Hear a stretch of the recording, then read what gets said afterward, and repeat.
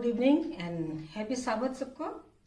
इस वक्त मैं बाइबल से वचन पढ़ना चाहती हूँ और ये मिलता है इफिसियों की पत्रियों 6 अध्याय का 10 से लेकर 13 तक मैं पढ़ूंगी। और यहाँ पर लिखा हुआ है, इसलिए प्रभु में और उसकी शक्ति के प्रभाव में बलवंत बनो, परमेश्वर के सारे हथियार बांध लो कि तुम शैतान की युक्तियों के सामने खड़े रहो, क्योंकि हमारा मल युद्ध लहू और मांस से नहीं परंतु प्रधानों से और अधिकारियों से और इस संसार के अंधकार के हकीमों से और उस दुष्टता की आत्मिक सेनाओं से है जो आकाश में है। इसलिए परमेश्वर के सारे हथियार बांध लो कि तुम बुरे दिन में सामना कर सको और सब कुछ पूरा करके स्थिर रह सको। इन पढ़े हुए वचनों के साथ मैं आप सबों को SDA चर्च नक्सलबड़ी की ओर से स्वागत करना चाहती हूँ। मुझे पूरा विश्वास है कि आज जो वचन हम सुनेंगे हम सभी कोई आशीषित होंगे। आइए हम प्रार्थना करें। हे हमारे महान दीन दयालु स्वर्गीय पिता, हम तुझे धन्यवाद देते हैं क्योंकि तू हमारे साथ पूरे दिन भर रहा और पूरे सप्ताह भर हमारे साथ रहा और हमें यह सुंदर विश्राम दिन की शुरुआत में लेकर के आता है। प्रभु हम तुझे धन्यवाद देते हैं। प्रभु हम तेरे हर एक आशीषों के लिए हम तुझे धन्यवाद देते हैं जो तूने हमें बीते दिनों में तूने दिए हैं। प्रभु इस घड़ी हम तेरे चरणों तले आते हैं, तुझे हम पुकारते हैं प्रभु कि तू हमारे साथ हो, हमारी अगुवाई और मदद कर कि हम जो कुछ भी वचन सुनेंगे उससे हम ग्रहण कर सके और उसके अनुसार हम चलने वाले बन सके। हे प्रभु हम पापी बालक हैं, पल पल में हम तुझसे दूर भटक जाते हैं। बीते दिनों में हमने जो कुछ भी तेरे विरोध पाप अपराध किए हैं प्रभु, बोली वचन कर्म से प्रभु, उससे हम मान लेते हैं प्रभु तू अपने बहाए हुए लोहो से धो, शुद्ध और पवित्र कर और हमें शुद्धता के जीवन प्रदान कर। प्रभु हम जैसे हम इन दिनों अंतिम दिनों में वास करते हैं प्रभु, इस समय के लिए हम विशेषकर प्रार्थना करते हैं। जैसे कि हम तरह तरह के घटनाएं देखते हैं और सुनते हैं तो हमें यह ज्ञात होता है कि तेरा आना बहुत ही निकट परंतु द्वार पर है। प्रभु ऐसे समय के लिए हम प्रार्थना करते हैं कि तू हमारे साथ हो, हमारे विश्वास के साथ हो। प्रभु शैतान के हर एक बुरे जुक्तियों बुरे जालों से हमें जयवंत प्राप्त करने के लिए शक्ति और सामर्थ प्रदान कर कि हम शैतान के किसी भी बुरे जाल बुरे जुक्तियों में ना पड़े पर हम हमेशा तुझी में बने रहने सके। प्रभु हम प्रार्थना करते हैं हमारे चर्च के जितने भी पास्टर्स हैं, जितने भी वर्कर्स हैं प्रभु, सबों के लिए प्रार्थना करते हैं प्रभु, जो कोई तेरे वचन को फैलाने का काम करते हैं प्रभु, उन सबों के साथ हो प्रभु। और जिस प्रकार तेरे वचन को दुनिया के कोने कोने में फैलाते हैं प्रभु, सबकी तो आशीषित कर प्रभु, ताकि तेरे वचन को दुनिया के कोने कोने में फैला सके और इस प्रकार तेरा आना जल्द हो सके। प्रभु हम प्रार्थना करते हैं हमारे लोगों के लिए जो कोई भी बीमार दुख तकलीफ में पड़े हुए हैं प्रभु, उनके साथ हो, उनकी अगुवाई मदद कर, उनकी सुधि ले, उन्हें भला चंगा स्वस्थ जीवन दे ताकि वे भला चंगा स्वस्थ जीवन पाते हुए तुझे धन्यवाद दे सके और वे तेरी स्तुति और महिमा कर सके। प्रभु हम प्रार्थना करते हैं तो हमारे साथ हो, हमारे अगुवाई मदद कर। प्रभु हम प्रार्थना करते हैं इस घड़ी तो हमारे साथ हो, तू हमें आशीषों की भरपूरी दे और जो कुछ भी हम वचन सुनेंगे उससे हम ग्रहण कर सके और फिर से हम अपने आप को तेरे हाथों में सौंपते हैं और यह प्रार्थना हम यीशु मसीह के नाम से मांगते हैं। दया करके सुन और स्वर्ग में ग्रहण कर। आमीन।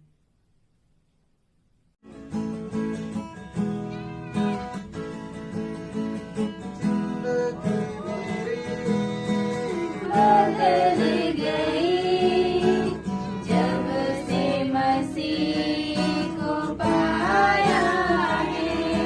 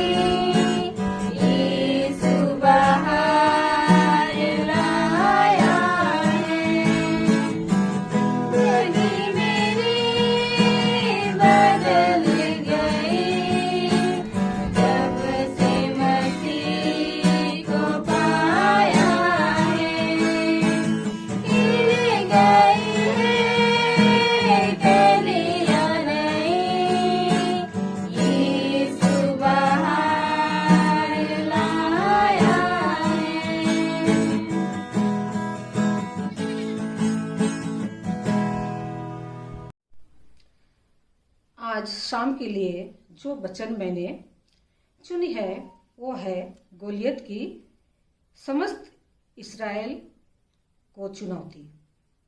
गोलियत किस तरह समस्त इस्राएल को चुनौती देता है।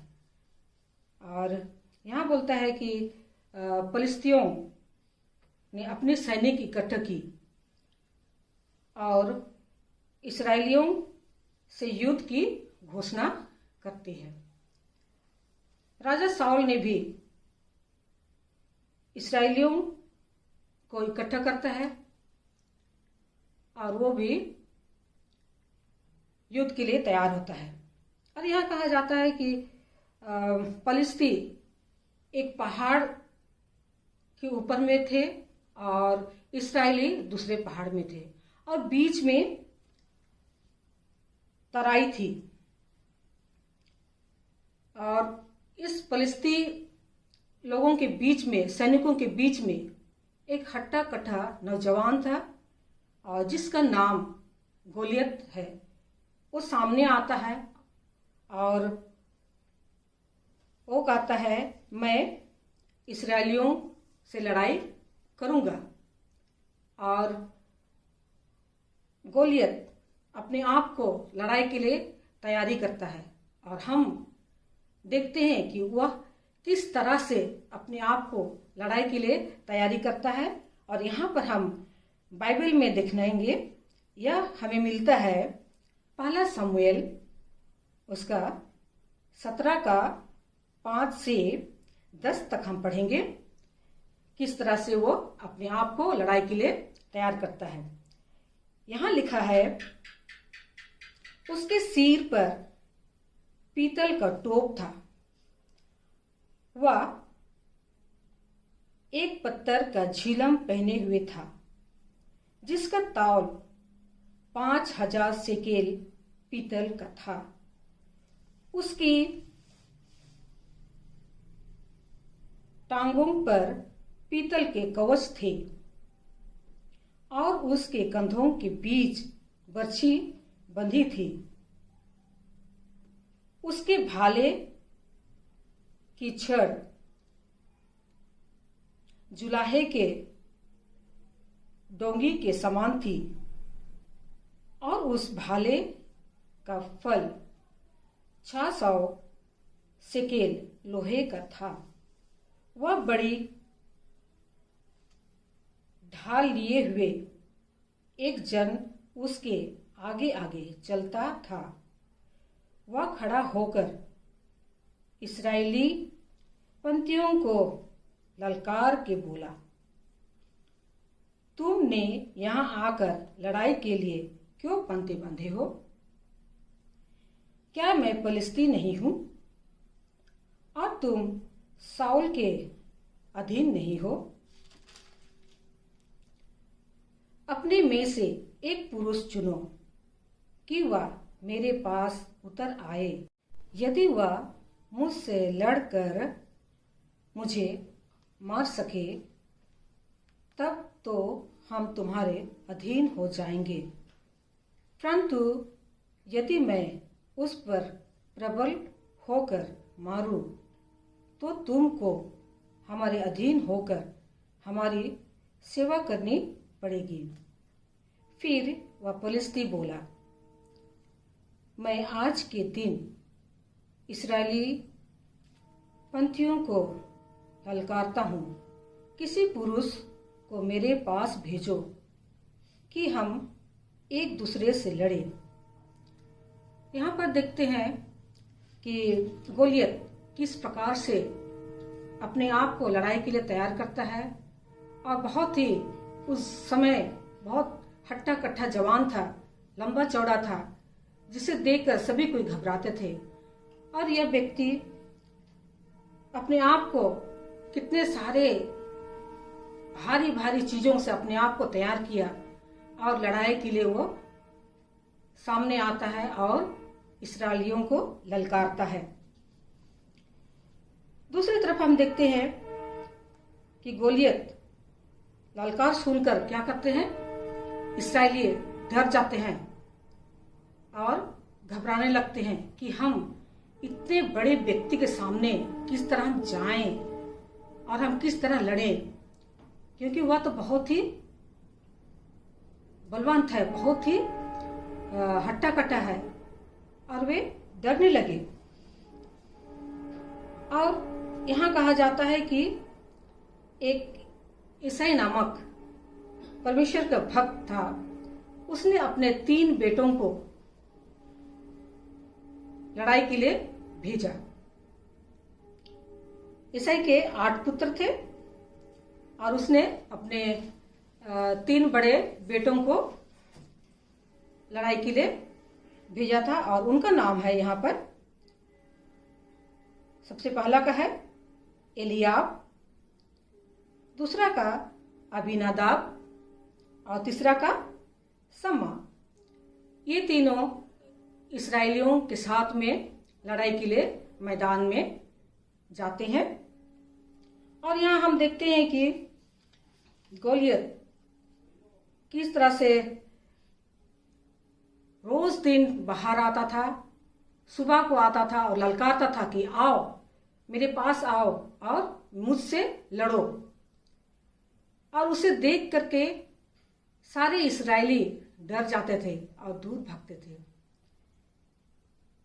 यहाँ पर हम देखते हैं कि किस तरह से गोलियत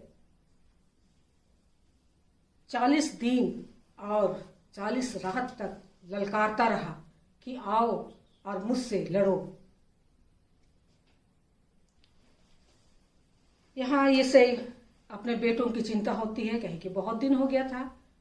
उसने अपने छोटे बेटे को बुलाता है जिसका नाम दाऊद है, और वो अपने भेड़ बकरियों को चराया करता है। और उसको उसका पिताजी से बुलाता है और कहता है कि तुम वहां जाओ और देखो कि तुम्हारे बड़े भाई लोग कैसे हैं, और जा करके तुम उनका हाल खबर देख करके आओ और उनसे कुछ ऐसे चिन्ह लेकर के आओ जिससे मैं देख करके यह जानूं कि हाँ वे भले चंगे हैं। जब वहां पर दाऊद जाता है और वहां जब पहुंचता है और देखता है कि किस तरह से गोलियत ललकारता है युद्ध के लिए और इस्राएली कैसे डरते हैं, और राजा शाऊल वहां कहता है कि जो उस फलिस्ती को मार भगाएगा उसके लिए इनाम है। और यहाँ पर कहते हैं कि 2 इस्राएली सैनिक बातें कर रहे थे कि राजा का अनाउंस क्या है। तो राजा कहता है कि जो उसे मार भगाएगा उसको बहुत धन दिया जाएगा। पहला नंबर बहुत धन दिया जाएगा। फिर दूसरा नंबर में बोलता है राजा अपनी बेटी के साथ उसका विवाह कर देगा। और तीसरा नंबर में कहता है उसके पिता के घराने को इस्राएल को स्वतंत्र कर देगा। इस प्रकार से राजा का अनाउंस जब दाऊद सुनता है तो वो कहता है कि मैं गोलियत से लड़ने जाऊंगा। जब ये बातें उसके बड़े भाई सुनते हैं कि मेरा छोटा भाई दाऊद इतने बड़े सैनिक के साथ में लड़ने जाना चाहता है, तो वे बहुत ही गुस्सा होते हैं। और इस प्रकार से जब उसे डांटते हैं और इस प्रकार जब ये बातें राजा के पास भी पहुंचती है तो राजा भी उसे देख करके बोलता है कि देखो तुम अभी बहुत ही छोटे हो, तुम वहां इतने बड़े व्यक्ति के सामने में, इतने बड़े सैनिक के सामने किस तरह तुम लड़ोगे, तो तुम वहां नहीं कर सकते हो, लड़ाई नहीं कर सकते हो।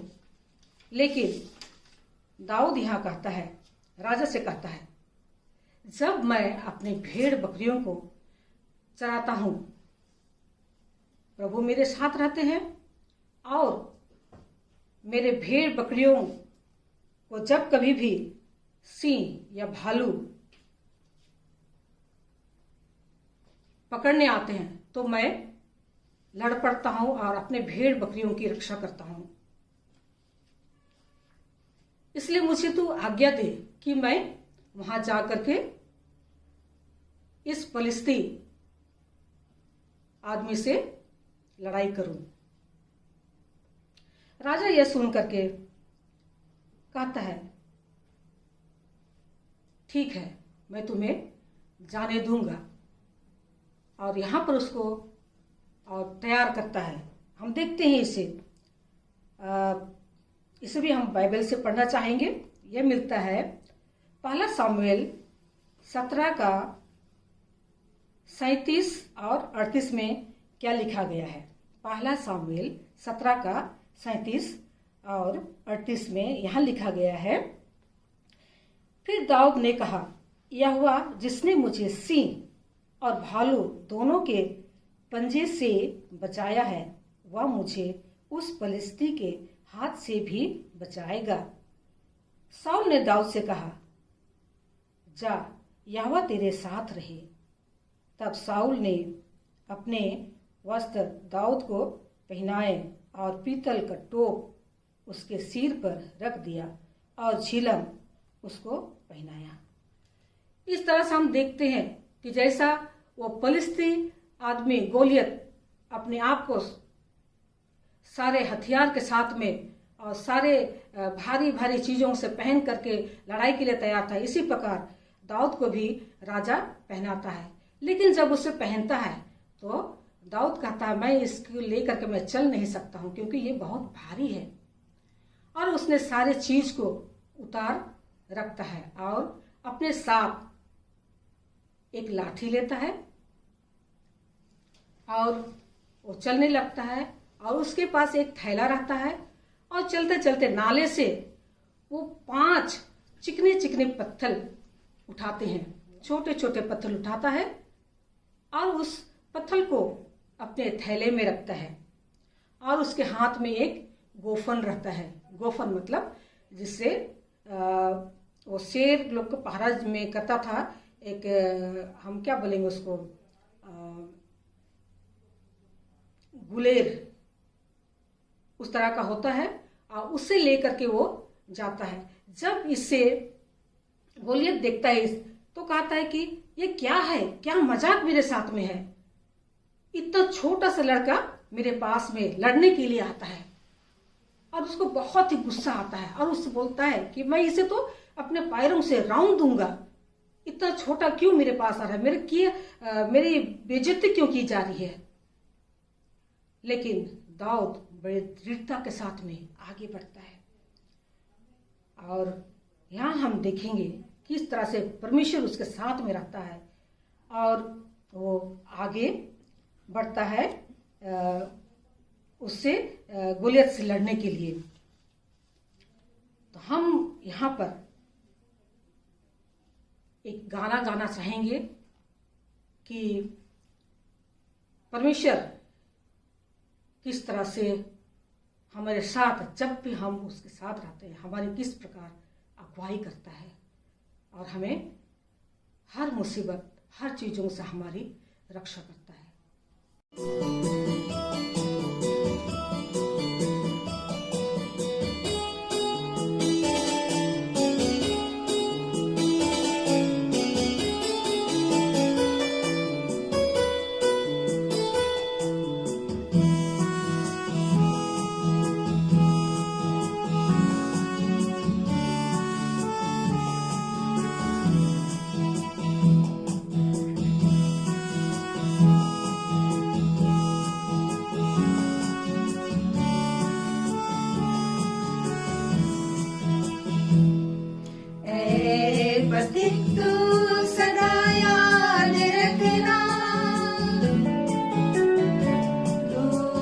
कभी भी अकेला नहीं, जिंदगी के सफर में और आई,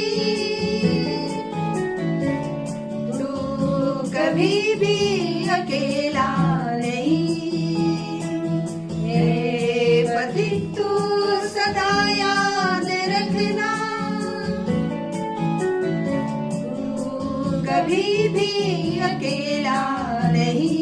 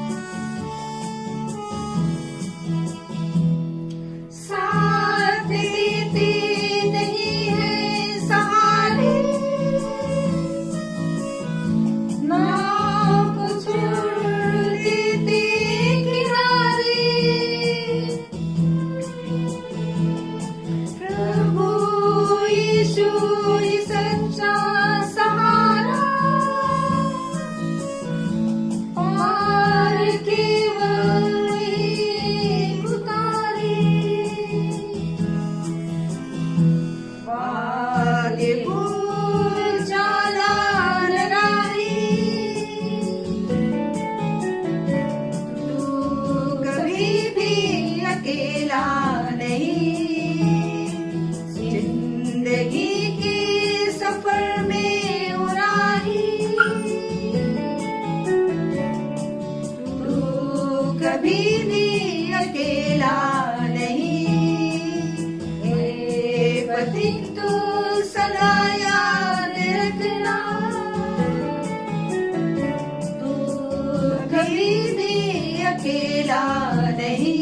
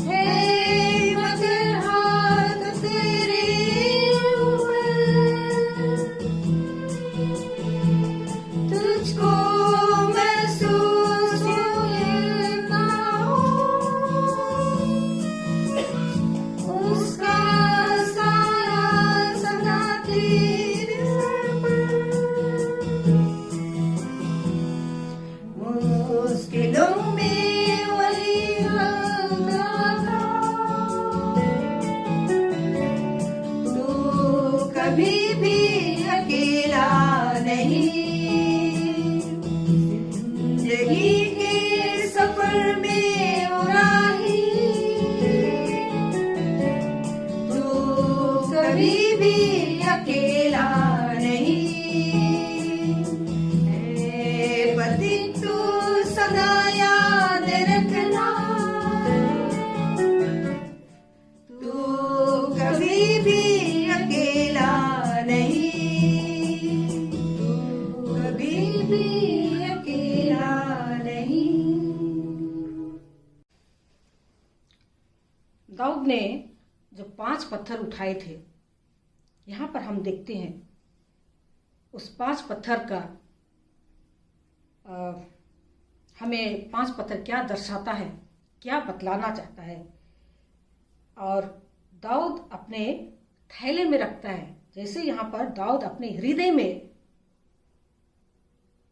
पत्थरों को रखता है, वचनों को रखता है। कहने का मतलब वो पत्थर जो है परमेश्वर का वचन है। पहला पत्थर यहाँ दर्शाता है आस्था, जिसे हम फेथ कहते हैं। दूसरा पत्थर साहस, उसके पास क्या था? साहस था, करेज।